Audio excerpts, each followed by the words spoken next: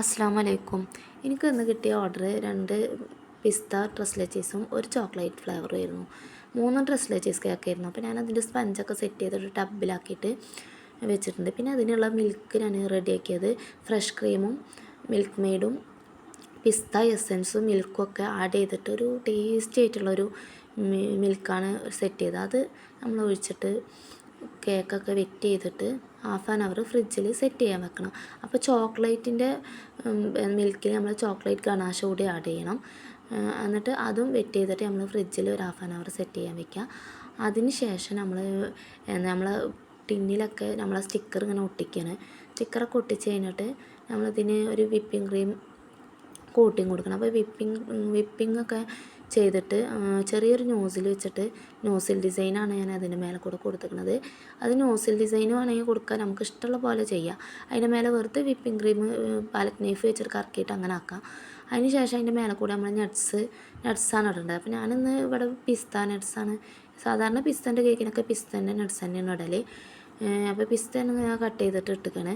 അതിന് ശേഷം rose petals അതിൻ്റെ മേലെ കൂടെ ഇടും. പക്ഷേ ഇപ്പോൾ ഷോപ്പിലൊന്നും റോസ് പെറ്റൽസ് അവൈലബിൾ ആകാത്തതുകൊണ്ട് ഇതിലിട്ടിട്ടില്ല. അത് കാണാനൊരു ഭംഗിക്ക്, ടേസ്റ്റൊന്നും കൂടുതലൊന്നുമില്ല റോസ് പെറ്റൽസ് ഇട്ട് കഴിഞ്ഞാൽ. അങ്ങനെ ഞാൻ പിസ്തയൊക്കെ ഇട്ട് കഴിഞ്ഞിട്ട് സെറ്റ് ചെയ്ത് ടബൊക്കെ അടച്ച് നല്ല കൂളാവാൻ വേണ്ടിയിട്ട്, ഒന്ന് സെറ്റാവാൻ വേണ്ടിയിട്ട് ഫ്രിഡ്ജിൽ ഒരു 2 മണിക്കൂറെങ്കിലും മിനിമം വെക്കണം. അങ്ങനെ അത് വെച്ച് അടുത്തത് ചോക്ലേറ്റാണ്. ചോക്ലേറ്റ് എടുത്ത് അതിനും ഇതേപോലെ നോസിൽ ഡിസൈനൊക്കെ കൊടുത്തിട്ട് ചോക്ലേറ്റിൻ്റെ ക്രീമിൽ നമ്മൾ ഗണാശ ആഡ് ചെയ്തിട്ടാണ് ചോക്ലേറ്റ് ക്രീം ആക്കിയിരിക്കുന്നത്. അതിൻ്റെ മുകളിലൂടെ നട്ട്സ് ഞാൻ ഹസൽനട്ട് കട്ട് ചെയ്തിട്ടാണ് ഇട്ടിരിക്കുന്നത്. പിന്നെ ചോക്ലേറ്റ് ഗണാശ സ്പ്രെഡ് ചെയ്ത് ഇങ്ങനെ പൈപ്പിംഗ് ബാഗാക്കിയിട്ട് അതിന് മേലെ കൂടെ ചോക്ലേറ്റും കട്ട് ചെയ്തിട്ടിട്ടുണ്ട്. നല്ല റിച്ചായിട്ടാണ് ചോക്ലേറ്റിൻ്റെയും പിസ്തൻ്റെയൊക്കെ ഇത് സെറ്റ് ചെയ്യണത്. അപ്പോൾ അത് അത്രയും ടേസ്റ്റും ആയിരിക്കും. അതിന് ശേഷം നമ്മളൊരു കവർ വെച്ചിട്ട് അത് പാക്ക് ചെയ്തിട്ട് ഒരു റിബണൊക്കെ കെട്ടി നല്ല അടിപൊളിയായിട്ടാണ് സെറ്റ് ചെയ്തിട്ട് കസ്റ്റമറിന് കൊടുക്കുന്നത്.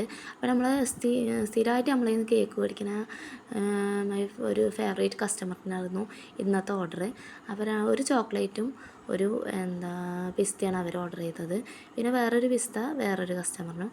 അങ്ങനെ 3 ഞാൻ സെറ്റാക്കി റിബണൊക്കെ കെട്ടി ഫ്രിഡ്ജിൽ. ഒരു കേക്ക് എടുക്കാൻ വന്നിട്ടുണ്ടായിരുന്നു ഒരു കസ്റ്റമർ. മറ്റേ 2 കേക്ക് നമ്മൾ വീട്ടിൽ കൊണ്ടുപോയി കൊടുത്ത്. അപ്പോൾ അങ്ങനെ അതാണിപ്പോൾ ഇന്നത്തെ ഓർഡറിൻ്റെ വിശേഷങ്ങൾ.